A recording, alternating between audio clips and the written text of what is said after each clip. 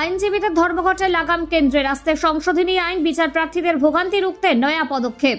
ইচ্ছামতো আইনজীবীরা কর্মবিরতির ডাক দিতে পারবেন না, একক সমষ্টিগত কিংবা সংগঠনের ব্যানারেও নয়। দাবি আন্দোলনের নামে বিচার ব্যবস্থাকে ব্যাহত করা অথবা আদালত বয়কটও বরদাস্ত হবে। দাবি আন্দোলনের নামে বিচার ব্যবস্থাকে ব্যাহত করা অথবা আদালত বয়কটও বরদাস্ত করা হবে না। আসছে আইন, তাতে স্পষ্ট উল্লেখ থাকছে আইনজীবীরা তাদের প্রতিবাদকে আন্দোলন, বয়কট অথবা ধর্মঘট যে নামই দিয়ে থাকুক না কেন, একদিনের জন্য যেন বিচার প্রার্থীরা সমস্যায় না পড়েন।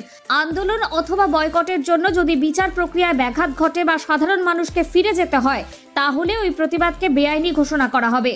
তবে কারণ হতে হবে পরিকাঠামো কিংবা প্রশাসনিক কোনো সমস্যার বিরুদ্ধে প্রতিবাদ। তার অর্থ এই নয় যে অনির্দিষ্টকাল ধর্মঘট চালানো যাবে। একদিনের প্রতীকী ধর্মঘট ডাকা যেতে পারে, সেটাও যেন গ্রহণযোগ্য হয়। যেমন কাজের পরিবেশ না থাকা, পরিষেবা ও পরিকাঠামো ভেঙে পড়া অথবা প্রশাসনিক সংকট। 1961 সালের অ্যাডভোকেটস আইনের সংশোধনী অ্যাডভোকেটস অ্যামেন্ডমেন্টস বিল 2025 শীঘ্রই সংসদে আনছে আইন মন্ত্রক। সে নিয়ে বিতর্ক তুঙ্গে। আপাতত খসড়া বিল প্রকাশ হয়েছে।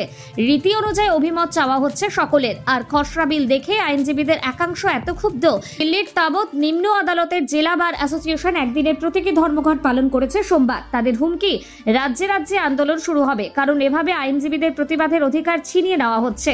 এই বিল অগণতান্ত্রিক। পক্ষান্তরে সরকারের বক্তব্য, চিকিৎসকের মতো আইনজীবীদের ওপরও আমজনতা নির্ভরশীল।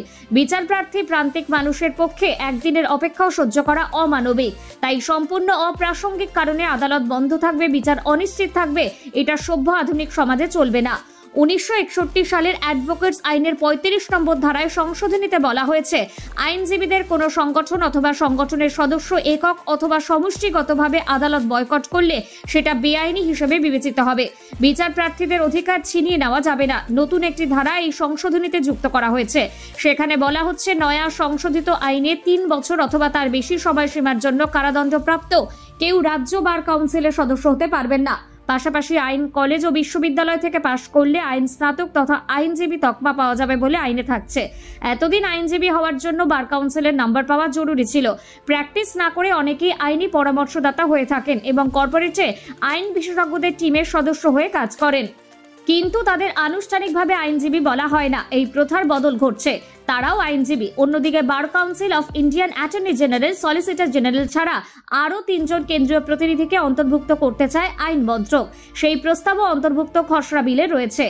অর্থাৎ মহাশক্তিধর বার কাউন্সিলে কেন্দ্রীয় আধিপত্য বৃদ্ধির আভাস।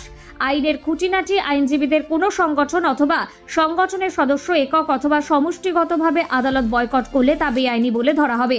বার কাউন্সিলের ছাড়পত্র আর আবশ্যিক নয়। আইন পাশ করলেই এরপর থেকে আইনজীবী bar council of Indian attorney general, solicitor general ছাড়া আরও 3 জন কেন্দ্রীয় প্রতিনিধি।